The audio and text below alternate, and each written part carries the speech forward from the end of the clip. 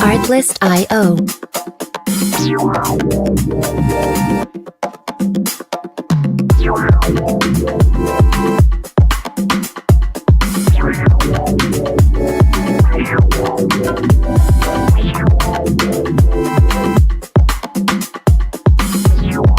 Music licensing reimagined.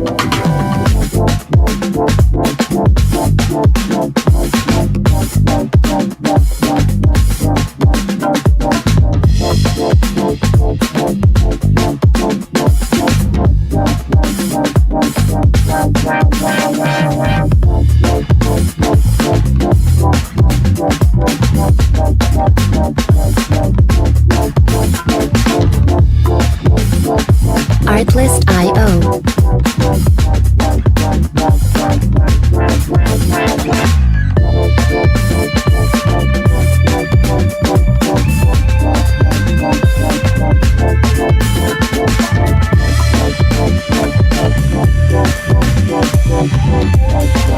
Music licensing reimagined.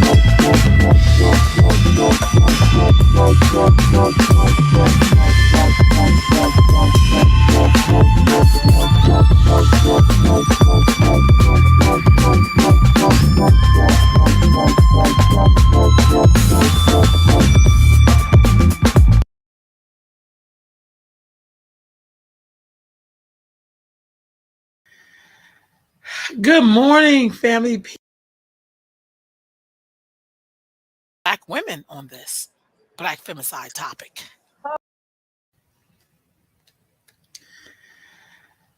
Good morning, family. Peace and blessings, and welcome to another Sunday Sitting with Sisters. I am your host, Sister Ro, Mama Ro for some. And before I bring on our awesome guests, I love Sitting with Sisters. I want to remind you all to please stop complaining about social media sites.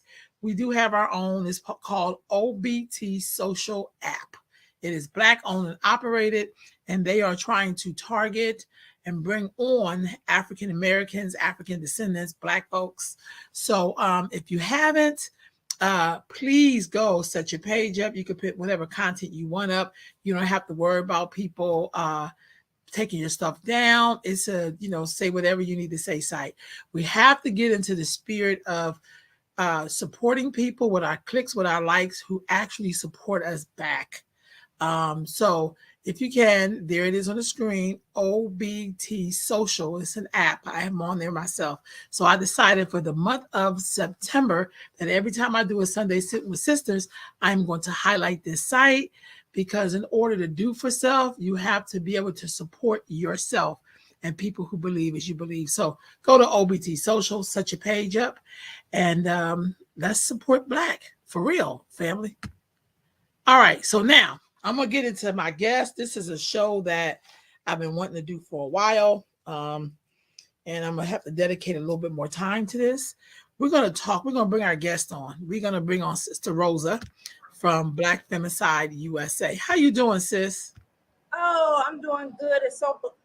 I'm so glad to be back here. It's been a while since we talked. You were the first person I ever interviewed with, and so I have a fondness for you. So I'm glad to be back. Thank you, sis. Well, it was totally my pleasure. The work you do, unfortunately, is about the death of Black women and girls, but somebody has to report this news and to keep us on top of it, because we'll forget our last name for real. You know what I'm saying? So with that being said, tell us, what is Black femicide? Black femicide is the homicide or murders of Black women and girls. When we say femicide, it's intentional. We should say it's an intentional killing of a woman or girl. That's what femicide is. But I specifically say Black femicide because my focus is on the Black community. Now, when did you start looking at just the femicide rate in general? When did you start doing that? I actually started doing this on my own about 10 years ago. And I went to social media about 4 years ago, about 2018, 2019, the end of Mm-hmm. 2018, something like Mm-hmm. that. And so I started putting the data on social media at that time. At that time, it was just Facebook. Of course, it evolved to Instagram and Twitter. And just a side note right now, Instagram is down. I'm trying to decide what I'm going to do, if I'm going to bring that site back up or not. So, but Facebook and Twitter are active. Have you ever thought about uploading some of these things to TikTok? Actually, I am in the process of doing that. I'm actually in the process of a rebrand because I'm actually moving forward with this mission. Of course, for the longest, I have focused on the homicides, but as time moves on, we need to start focusing also not the dead, but what can we do while we're alive to try to change this trend. So the focus is not only going to be just on the homicides, but what are some of the behaviors that we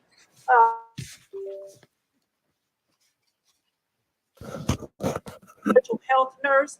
So I kind of believe in behavior modification. So I would like to start talking about things that we can do as Black women to kind of change that trajectory.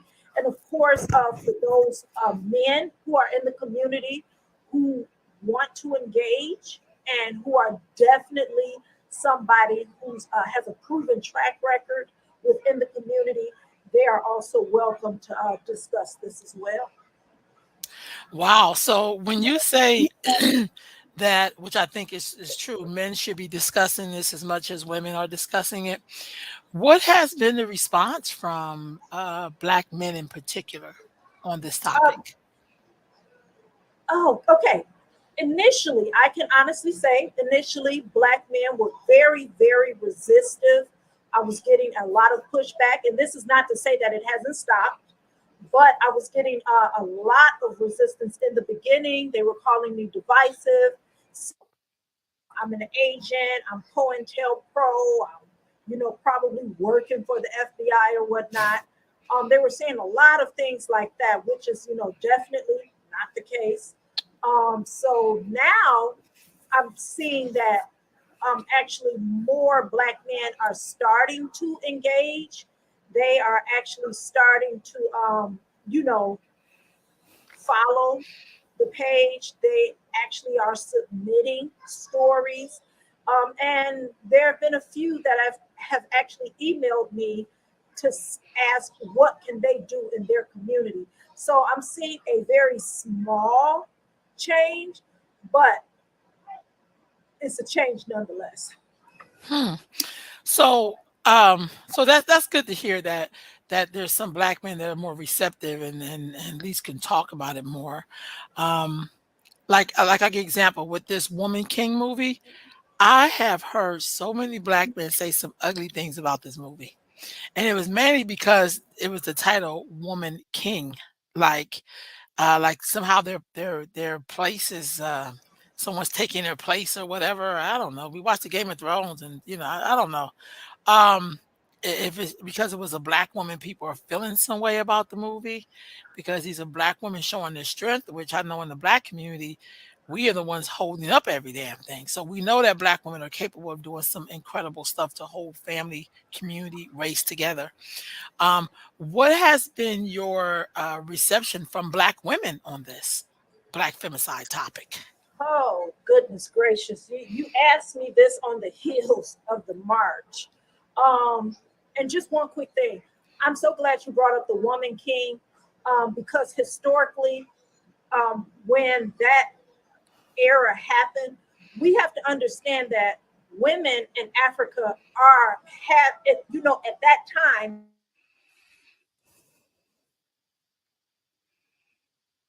things anything like, Rosa, you froze. Say that again. You said women at that time. You froze. okay, I said women historically in Africa were referred to as kings. They didn't have a denote. That it was no notation like king or queen like you see in predominantly white cultures. Even now, there is a woman who's called King Peggy. And I would task anyone to look up King Peggy. She was actually a secretary uh, here in America whose lineage in Africa was to this village, and she was in line to be the king of this village. And so she flies back and forth from America to Africa, and she's known as King Peggy. There was a book written about her, made national news. So we have to understand historically, culturally, it's different from white culture to black culture, because I saw that there was pushback on her being called a king because they don't know the history of Africa and what it means to be a king. That could be a man or woman's title in Africa. Now, moving forward, talking about from women, initially, of course, I was getting a lot of support from Black women. And that's not to say that that support hasn't, stopped. It's still there. I will say this. There was some, because I'm going to be open and honest, there was some controversy after the march was over. There were two women who were working with me that I decided, and you knew I used to talk about the two women who worked with me, but I decided after the march that it was time for us to kind of go our separate ways. Well, that caused a lot of backlash with them. They weren't happy with it. They tried to go on this smear campaign about me. And, of course, you're going to have some people who believe it because they didn't want to focus on femicide anyway. And then, I still have people who really are, still loyal to me. It's just that when people are not focusing on things the way you are and having the same vision that you do, you have to cut ties. And there's no ill will against them. I wish them well. But one thing that someone told me is that a lot of times Black women, when we're working together, Black women don't respect hierarchy. And I had to learn that the hard way. So I want to say that for anyone, who has any questions about me, my integrity or anything, you can always come to me, email me, I'm willing to talk about it. But what I will not do is allow anyone to smear, what I have tried to do. And that's what has been done here lately. Okay, let's back up a little bit. I will say this. I think when people put a lot of time into smearing people, it really lets you know that they're not who they say they are. Because if we have every 5 hours a Black woman is killed in this country, or a girl is killed in this country by someone who looks like her, in this case, it's Black men or boys, and we're going to spend time smearing another Black woman who's trying to bring awareness to it. Sometimes I wish some of us would act like we do white people. When they do stuff, we immediately go to forgiving mode. We're immediately trying to reason with them. We do not go and smear them or try to smear them. We're like trying to increase the love on Karen. Why are you doing this, Karen? So I think that really shows how deep the hatred for Black people go within Black people, some of us anyway. Yes. Because by the time we waste all of this energy on this, somebody's being murdered every 5 hours. Yes, and I would like to say, again, I try not to bring up the negative, I get negative things that people, are trying to put out there. But my integrity and who I am, I feel that I have to stand up for it. I get that. When a person, I've always maintained that I do not argue with my followers and things of that nature. I don't like to sit up and say things that if a white person said those things, it will be seen as racist. So I don't think that we should be doing those things to one another. You I know, agree. sitting up saying someone deserves a George Floyd neck massage, for instance. What? That's disturbing to me. Sitting up arguing with someone because they are just because they don't have the same viewpoint as you. I'm not a totalitarian. Those are the kinds of things that was going on my social media. So that's why I did have to separate, because now you're damaging my brand by saying things under my name. Like if you see Black Femicide responding, this is why the Instagram is shut down right now. If you see Black Femicide responding, I'm the face of Black Femicide. So people are automatically going to assume.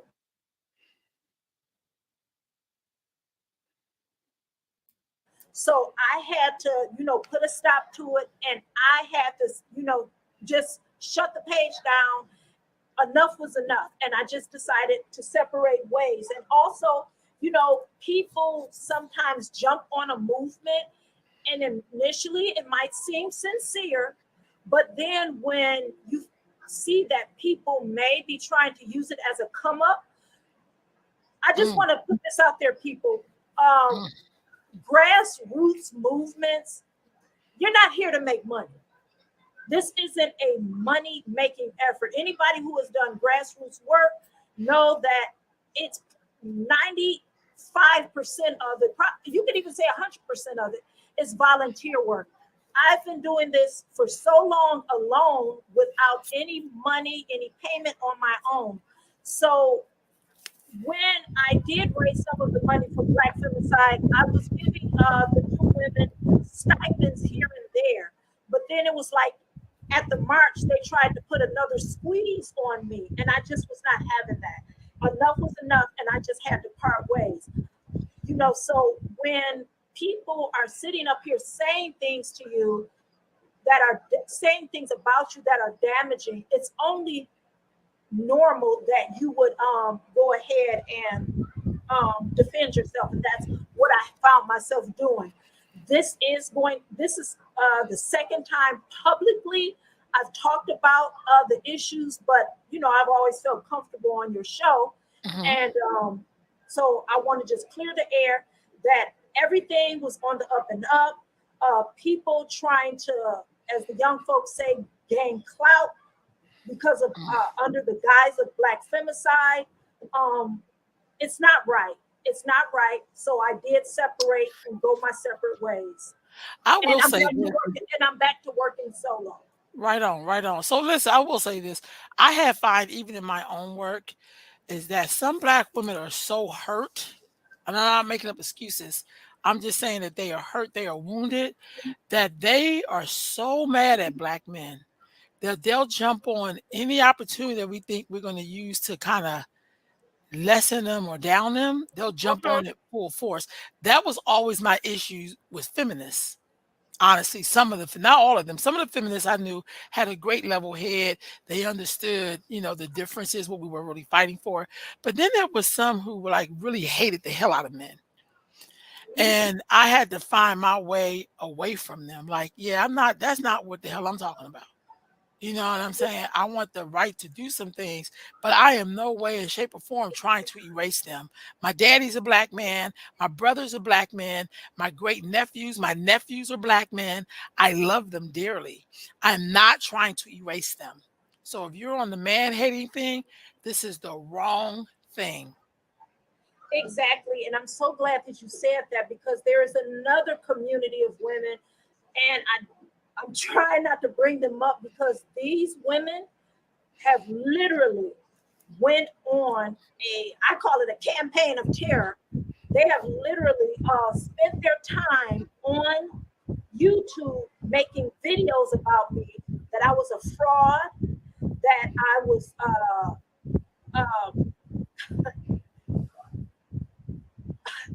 I'm trying to use the proper language. But anyway, these are women who say that they are no longer a part of the Black community. They date out and whatnot. So because I stated, and this is exactly what I stated. I stated that black women and black men are going to have to work together in order to see this thing through. When I said that, this particular sector of women decided that oh goodness, she's telling us to join hands with our oppressor. She's telling us to be friends with our killers, right? And my thing is this: majority of black women are going to be black men, are going to be within the black community. So I don't see why what I said was so controversial. Just like majority of white women are going to be with white men, Asian, so on and so forth. But the moment that I stated that, they tried to go on the again. You can go on YouTube and you'll see it. It's vile. It's really vile. And these women are just saying that I'm, excuse my language, but they're calling me a mammy. I think you They're, should. I think you should take them to Judge Mathis. it's Because Judge I mean, Mathis hate because when you put stuff on tape like this and you know drop names whatever, you could be sued for slander, and you could be liable. And I think hey, like that lady just got sued by Cardi B. That was the president. I'm glad she did that because I think like people are speaking on things they know nothing of, or on people. Most times it's out of hatred and jealousy. It's not like you giving us some information that can save our life, right. like don't play with matches or something like that, but you're saying some stuff because you're clout chasing and you have a hatred for this person because she is a black woman. That's got to be what it is, even though you may appear as a black woman, but it's appearing how you feel about yourself, because it's a Yeah, bigger picture here. yeah, it is. And I just don't I as I've been doing this work, I've been seeing a very, very ugly side of black women. This past year has shown me a lot about black women that I honestly I had to step back and really regroup and reset, because I was to the point with all of this vile propaganda being put out there against me. Hmm. I was to the point to say, you know what? Forget it. Just forget it. And people have to understand that in our community, when people walk away, a lot of times there's a reason why people Hmm. walk away and I just agree. throw in the towel. Because I was literally at the point where I said, you know what? I'm going to shut everything down and be done with it. These women don't care about themselves. You're arguing. Why is it that we cannot be focused on the fact that mortality is at risk? This is literally a life and death issue. And you want me to be concerned about who black women are mating and dating with. I'm not a dating expert. I've never told a black woman who she should be with. My mantra has always been I want black women to be happy, healthy, safe, and sane. And that is across the board. I don't care who you date, it doesn't matter to me. Our lives are at risk. And we're sitting up here arguing about staying in the black community or out of the black community. You can do what you want to, because you're going to take the same behavior outside of the community. You're just, nothing's going to change. Just like the saying goes, wherever you go, there you are. So if you're going to take that same nasty negative attitude and take it to another community, you're still going to. That's why I said I'm going to start focusing on the living and behavior modification and things we can do to save ourselves, because it's obvious that it's a lot deeper than what we think. Mm. So let's start right there. Do you know what the numbers were in 2008 when you started officially tracking the black femicide numbers? It was 2012. At that time, the FBI was saying it was every 19 hours, and that was across the board. It was every 19 hours. That is the reason that I started the work, because I knew that in our community alone, it was more than every 19 hours. You know, to say in the United States, let's just be She'll be right back up, y'all. being murdered. Say that again. You froze again, Rosa. You Okay, said every 19 hours in 2012 when you started to study all yes, of the women in the U.S. yes. They said every 19 hours a woman was being murdered in the U.S. That was across the board, no matter what the race was. In my mind, I knew as a nurse what I saw was not that, and I knew that that wasn't the case. And you know, it just makes sense to me. You're saying every 19 hours, one woman across America was being murdered. That just didn't make sense. So I started studying. At that time, I cut it down to every 10 hours. So it went from 19 to every 10, specifically with the Black community. So it was, yeah. So it was like every 10 hours. You And know, so what year was that? that was 2012. That was I mean, 2012. no, every 10 hours when you cut it down to 10 hours. When was that? Yes, that was in well, that's when I started in 2012. So we'll say 2013, because I had to do it for a whole year before I got the numbers correctly. And so as time marched on, you know, it kind of stagnated right there at every 10 hours.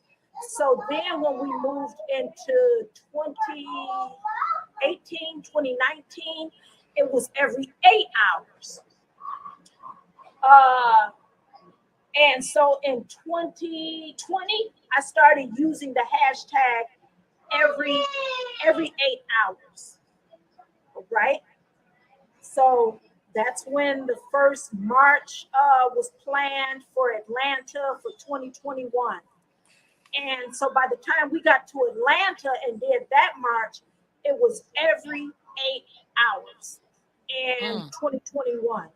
By the end of 2021, right now, from the end of 2021 to now, we're hovering now between every 5 to 6 hours, which is just unfathomable. And I can say the FBI, their numbers even corroborate with what I'm saying. In fact, the CDC's numbers are higher than mine and the FBI's. And the reason we see that is because the CDC, they track everything, because physicians, nurses, you know, we're mandated reporters. So our numbers are going to look a little different than the FBI's. The reason that the FBI's numbers look the way they do is because every locality does not have to report their numbers. They're not mandated. It's just a gratuity that they just give their numbers to the FBI. You know, and there's a reason for that. If I'm a place that I want my community to stay on a list that this is a beautiful community, this is somewhere safe, I'm not going to be reporting high crime numbers. So I'm going to make it look as though my community is safe, and that way people will come. So there's a lot of reasons why the FBI's numbers will look different than the CDC's. Okay. So in 2020, let's go 2020. Yeah. What was the total number of Black girls and women murdered in just the year 2020? In 2020, we were at like 1,600. I had 1,169. The FBI actually said it was somewhere about 1,440, whereas the CDC's number actually was 1,821. Wow. which roughly that's 5 women and girls a day. So that's the comparison right now. I don't have the CDC's or FBI's numbers for 2021 yet. Okay.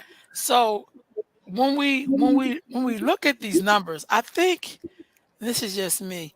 I don't understand why in the black community we are not taking this, some of us are not taking this as a state of emergency. Like we do when a cop shoots somebody black, even though we kill each other up every day and people want to say, well, it's different. No, it ain't. It's no different at all. Don't tell me, oh, well, they get paid to protect us. Yeah, but you that's because you're not getting paid them and you have the right to kill me, other black And person. I'm so glad you said that because yes, they are civil servants and they work for us. I get that. But it angers me that we don't look at each other and say, I expect more from you because you look like me. Hmm. I expect more from you because you're a part of my community. So why should I expect someone who's not of my community, who do not look like me? Why am I holding them to a higher level of Hmm. regard than my next door neighbor if I'm in the black community? That makes absolutely no sense to me. We have no sense of community. We expect people to give more to us than we give to ourselves. Okay, now look, I gotta pick this fool up here.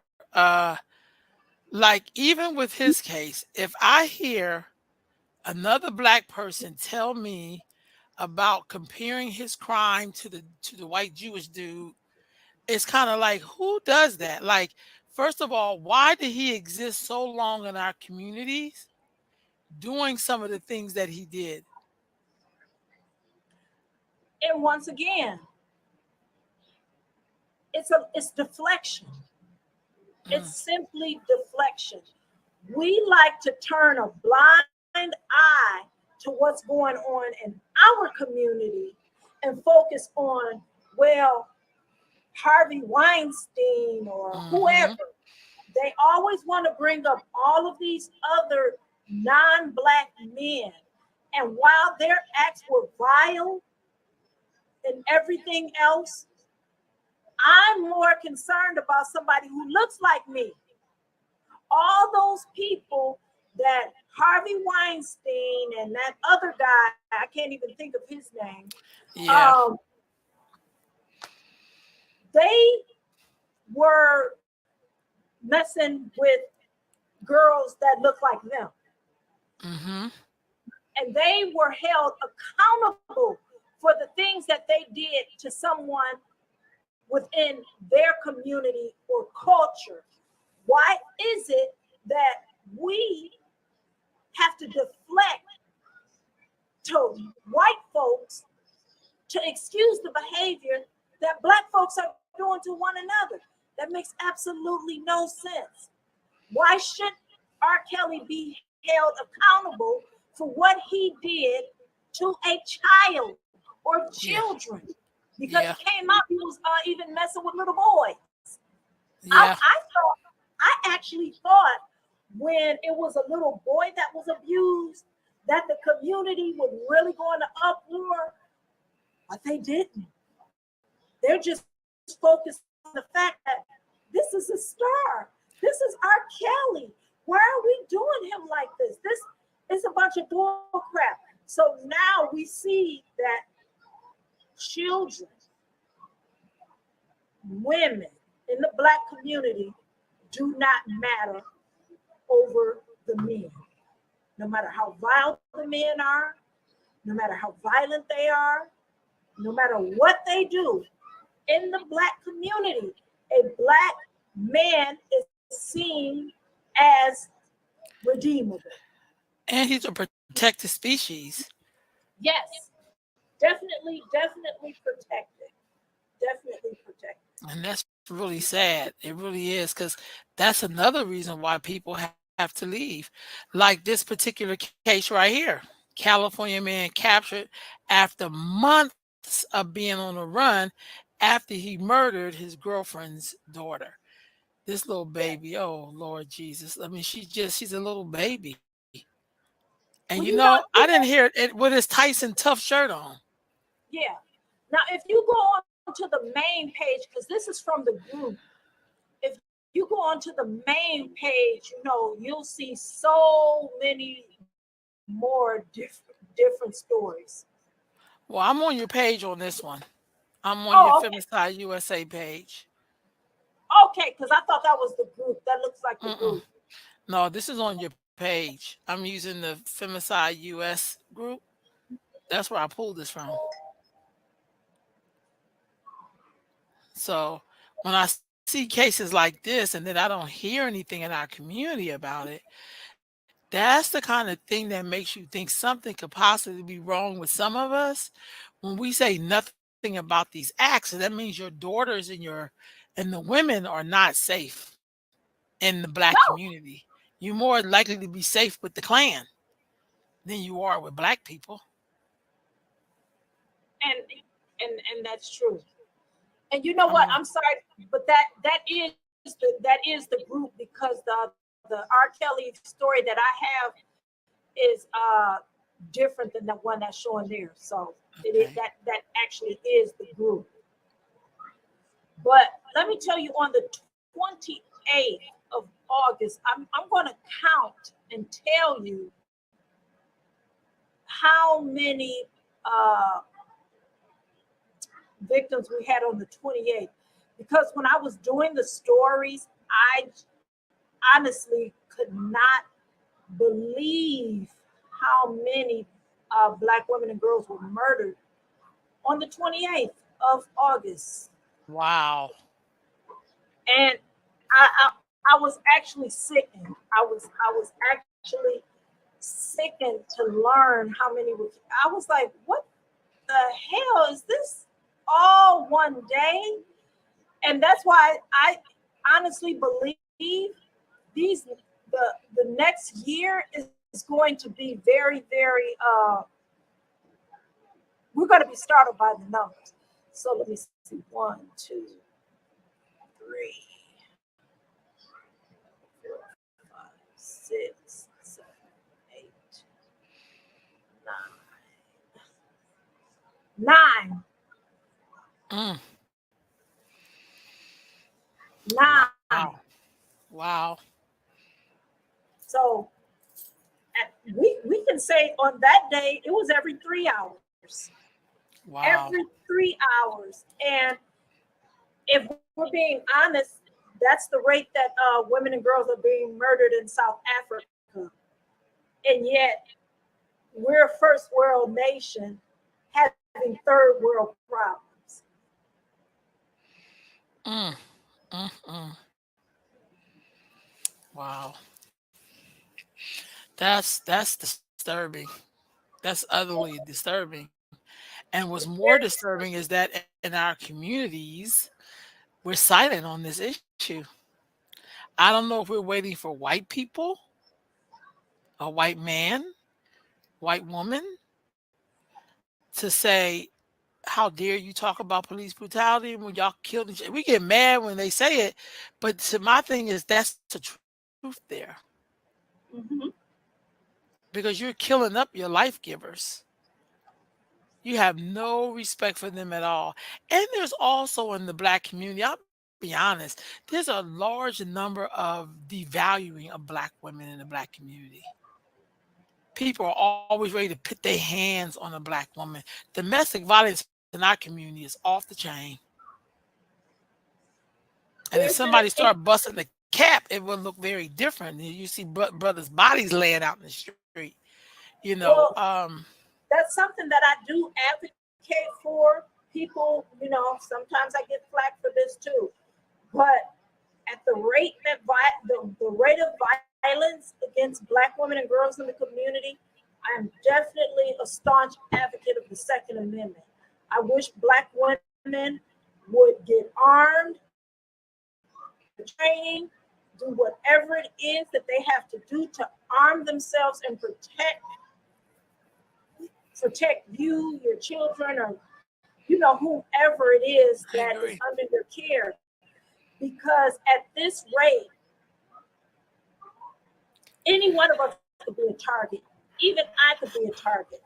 Yeah. So we have to protect ourselves. The first thing is that, oh well, I wouldn't want to harm. I don't want to harm a brother. I don't want to harm a black man. But that same black man is not looking at you as his sister, his mother, his daughter. He's not looking at you. That is the message that has been indoctrinated into black women and girls, is Yeah. that we have to look at every black man or boy as something familial to us Mm-hmm. when Mm-hmm. they don't do the same to us. Just like when hip hop or gangster rap was popular, when they would call women Vile's name, hoes, excuse my language, bitches and Kitchen. whatnot. The first thing that people would say is, well, he ain't talking about me, but he talking about somebody's sister. He's talking about somebody's mama. So we have to start compartmentalizing as well too. Every person that you look like does not have pure intentions for you. And I'm sorry, you cannot look at the rate of violence within our community. You cannot let your guard down.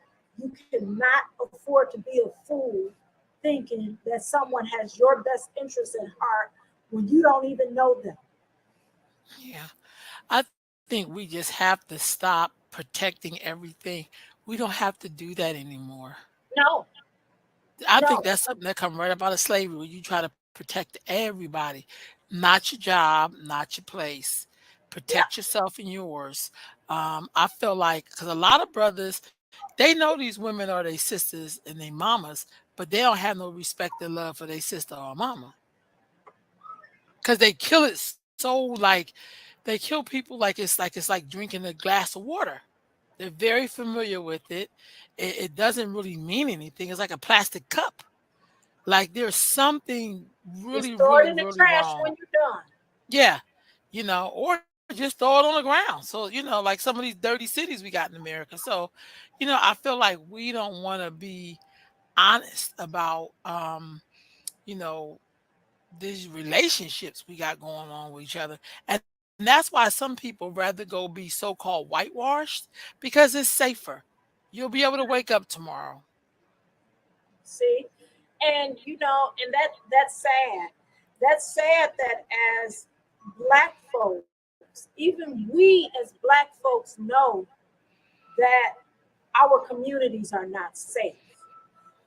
Mm, We should be able to walk around in our community just like other communities. We should not have to worry about our grandmother being murdered because she's just sitting on her porch. I just reported a story about an 85-year-old woman just getting murdered from a drive-by. This is normal in our communities. And then you have other people from outside the community who do view us as animals. When we're sitting up here killing each other wholesale, like it's a walk in the park, it's just a regular day. And then when other people judge us by that behavior, we get angry. But the reality is that we have to start valuing our lives. Many of those who do value our lives, we have moved away from the community. mhm. We have moved away from the community to keep ourselves and our children and our loved ones safe. And you can't blame any of us for doing so. That's so true. That's so true. So listen, this one case, Sister Rosa, this sister being forced to she's a US teen who killed her Yeah. rapist, was sentenced to order to pay 150K in Yes. restitution. I don't Okay. understand that. Okay. This is the thing that I had to explain. Um, that was codified in their law in Iowa. That has something that they have written, and it was not particular to her. Any person who murders somebody in the state of Iowa has to pay at least 150,000 or more to the family for restitution. She's not the first person that they did this to. The judge himself said he did not want to do this, but that's codified into the law there. So it's really nothing that really was not the judge's call. Is there That's the anything law. in that law that said if that rapist had lived, do he get to pay her for what he's taken? Right, right, right. Because I think people who write these laws are probably guilty of doing some of this shit, And you honestly, know what? I'm because so it don't glad make you no brought. sense. I'm so glad you brought up this case right here. So far, I believe the last time I checked, her GoFundMe was almost at $500,000. So she does have a GoFundMe that was started by her math teacher. But let's go back to talk about how we don't value each other. Okay. The reason that this young lady was put in the position that she was put in, and family, we need to talk about this because this is reality. She was escaping an abusive home, and she was sleeping in the stairwell of an apartment that made her vulnerable, and that's how this whole thing started rolling. Her home was not safe. She ran away from an abusive home. So when are we going to have the talk about homes not being safe for children? It should have never been like this. She should have Mhm. never sought safety in a stairwell of an apartment rather than being at home. So this is how the ball got rolling. Had she not had to run away from that, this would not be her life. But we need to start talking about these bad homes that many Black folks know are happening. And again, we turn a blind eye and a deaf ear to the children that are being abused. And now this young lady is in this precarious situation because she had no safe place to land. Mm. She had no safe space. She should have not been in a stairwell where these men, twice her age, took advantage of her, and she had to turn to murder to get out of that situation. We need to have that conversation, family, because she should have never been living or sleeping in a stairwell to begin with. And right now, a math teacher is the one who started a GoFundMe to help this girl get back on her feet. I just hope no greedy family members who had turned their backs on her before don't try to come back into her life now that she's raised all this money, because we know how we do. Hmm. That's real talk. You said a whole lot right there. I wonder, in a lot of these black femicide cases, how many of those cases are domestic violence going terribly wrong? How many of those women have been abused themselves Yes. before being murdered? Because some of the stuff women put up with, and I'm saying put up with for lack of a better word, usually they Right. have some history of some kind of violence in their house or in their, in their immediate environment. Yes, they do. I can say the FBI said that like set, we'll go ahead and say around 70% of the cases are domestic violence, whether that's Mm. partner, family member, boyfriend, what have you. There's usually some familiarity there. And then the rest are unknown. But you know, it says law enforcement is less likely to know Black women and girls' relationship to their killers. They say in almost half the cases, they report that local law enforcement says that it's unknown. But there's a lot of debate going back and forth with that because, as we know, in our community, we don't talk. We don't talk. So we know how it is. Word on the street is, and this, that, and the third. A lot of times they do know their killers. A lot of times they do know their killers. And most of the black women and girls who are murdered by gun. Mm-hmm. And for the most part, some of us cover it up. We protect that male because I've seen us do it. Because it's their brother, their husband, their son, somebody they screwing. They always demonize the woman. She talked too much. She too loud. She was aggressive. And we come up with all of these things that say it's okay that he murdered her, and now I have to protect him. And only in our community Mm-hmm. are black women and girls complicit in their own murders. That's real talk. I see it all the time, even on my page. I have to delete and block people off of the page because the first thing they want to say is, well, what did she do? She probably ran her mouth. She talked too much. She should not have been with him. It's always a reason after reason after reason that a black woman or girl is complicit in her own death. And it's disgusting.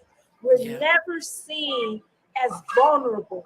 We're always seen as, again, like I said, we're always seen as some sort of way it's our own fault that this violence happens to us, never the perpetrator.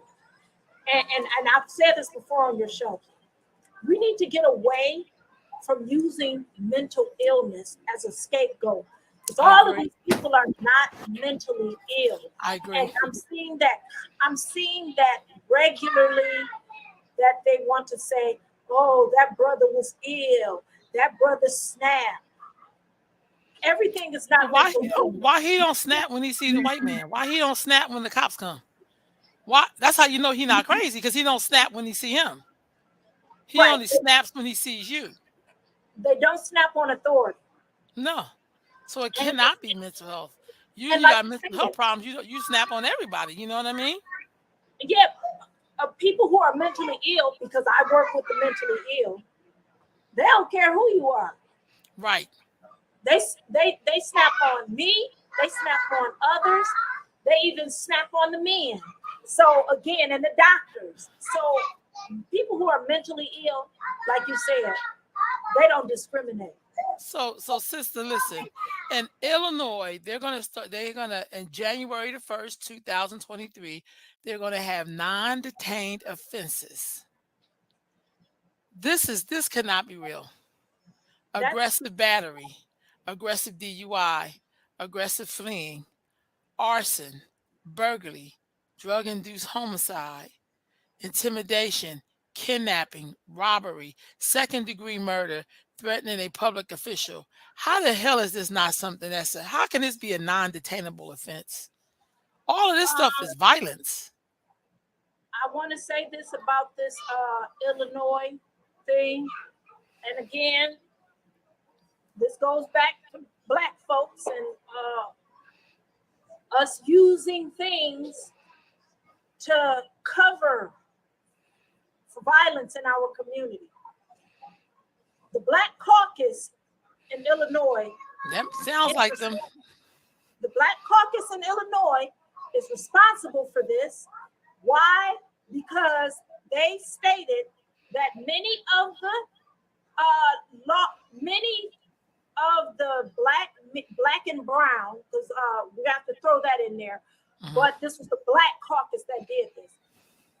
Black and brown people are being, they say financially, we are not held to the same standard as somebody with money.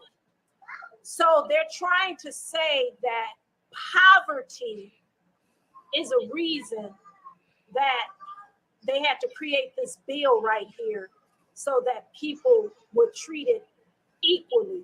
So again, you have to thank your Black caucus in Illinois for this, for using oppression. And I'm so tired of Yeah. the oppression Olympics in our Mhm. community.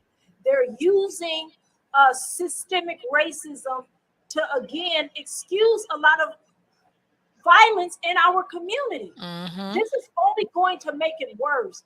And as a result of this, um, Starbucks in Chicago is going to start closing some of their stores there because of the increase in violence. So now you have Fortune 500 companies saying they may pull out Illinois, Chicago in particular, because this is not going to do anything but increase the level of violence against those who work in those stores. McDonald's is another one that's coming out against this as well. So I also think this is why you have to increase people's ability to defend themselves. Yes, Because if somebody robs your store and you accidentally shoot them defending your property, you should be okay. If somebody was trying to murder you and you hit them first, then you should not be going to jail. If somebody's trying to intimidate you and you defend yourself, see this could also work. We could have more black and brown bodies laying out in the street. Maybe the right ones instead of the ones that's always the victims. I don't know. right. I think that Second Amendment, we got to look back at that and stop being so afraid. Because We, you don't we, have to we, worry about the Klan. You got to worry about Ray Ray. and let's be honest. Let's be honest. That's who I'm more concerned about. Me too. That's what I'm more concerned about. And it's sad because a lot of times, I would like to shop and do different business dealings with folks that look like me, but I'm not willing to go in the hood and put my life at risk. I'm just not. I'm not willing to do that. If you got an online store, I'll shop there. But I'm just not. You have to be aware of your surroundings. Just like I won't go into sundown towns, I'm not gonna go in certain black areas either. Mm, mm, mm. That just don't make no damn sense. It really don't. So Rosa, as we start to wind down this interview, we discussed a lot of awesome stuff. I'm glad you cleared up a bunch of stuff. Tell me, how was the march? The march was it was the same as the year before. We didn't have a large turnout. And again, I don't know what it was related to, but I do believe that some of it was related to some of the malicious propaganda that was put out there against me. Girl, they even had said that I took the money and moved to Canada. Like, what? I took the money and moved to Canada. Um, all kinds of silly things. I mean, you can't live in Canada with $36,000 no more than you can in America. In fact, the cost of living is higher than it is in the U.S. But I believe that was partly responsible uh, for the low turnout. I also believe that some of the things that the two former women that work with me, some of the things that they were saying under, the Black Femicide title and everything, it probably turned some people off. I've had to do some damage control. I've had to reach out to some followers who certain questionable things were said back to them. So, it was just a culmination of things. But we can't blame anybody but ourselves when we don't show up for ourselves. So, That's right. I'm really going to say that we just didn't show up for ourselves. And I'm sure that, there will be people who comment who are going to be saying certain things, but, it is what it is. You did not work behind the scenes. You really don't know. So I'm Well, just scared. I look at it like this. This is an age-old problem for Black people. No one's going to save us but us. But if we're in the business of asking our oppressor to save us and then we drown, we deserve to drown. I'm just It, going to be honest. Our ancestors been through some horrific shit, and they knew they couldn't rely on this beast, so they went ahead on and did what they had to do. I don't know what makes us think that we're going to turn around and ask the same people to free us who really want to kill you. You know, there's something terribly mentally wrong with us, and this is not a mental health thing. This is, I don't know how you fix a people like this. I don't know if you let them die off 40 years in the wilderness. I don't know, but I don't know if there's a way to correct that. And we're at the time where you may not get the next 20 years to figure that out, because things are happening so rapidly. You know, things are still turning as you're trying to figure this out. Things are still happening. Nobody has time for you to get yourself together. It don't work like that anymore. and You it's may not. sad.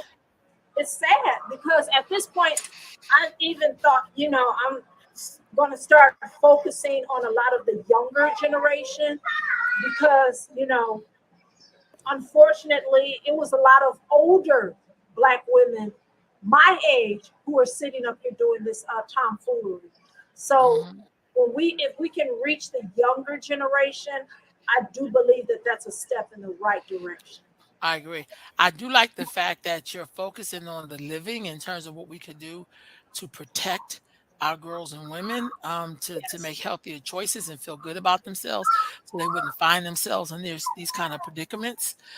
Tell me a little bit about that before we wrap up. Yes. I want black young Black women to know that the world is bigger than the current community that they may be in, that their life does not have to be determined by where they are, that there Mm, are women out here who are willing to mentor you, who are willing to help you navigate through this thing called life so that you don't have to have the same mistakes that even women in your own family, maybe even your own mother, have made.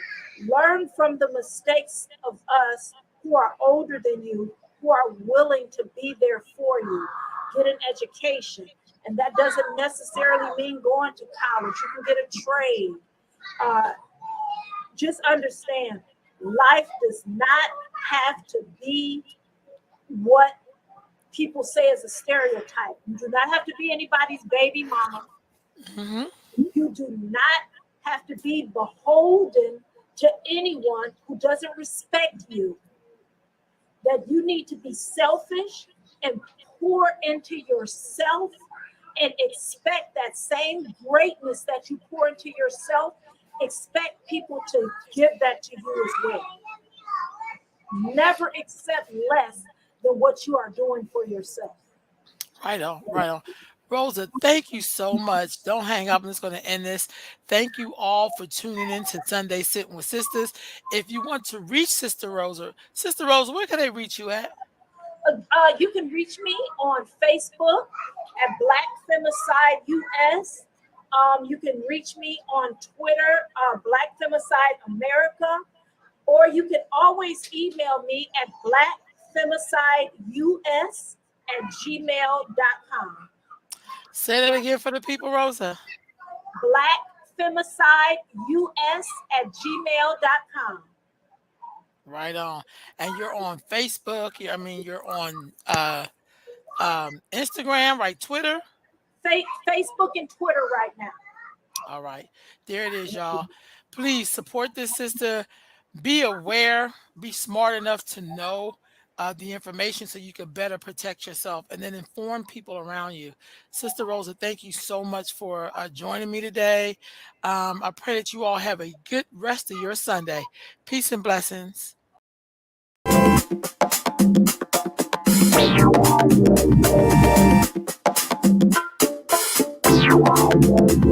Artlist.io.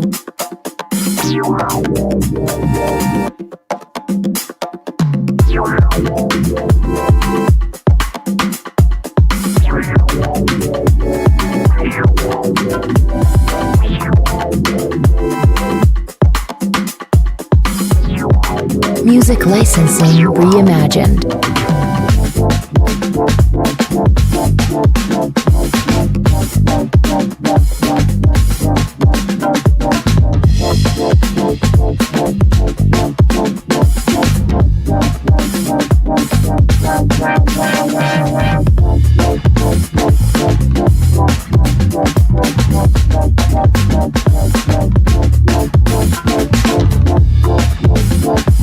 Artlist.io.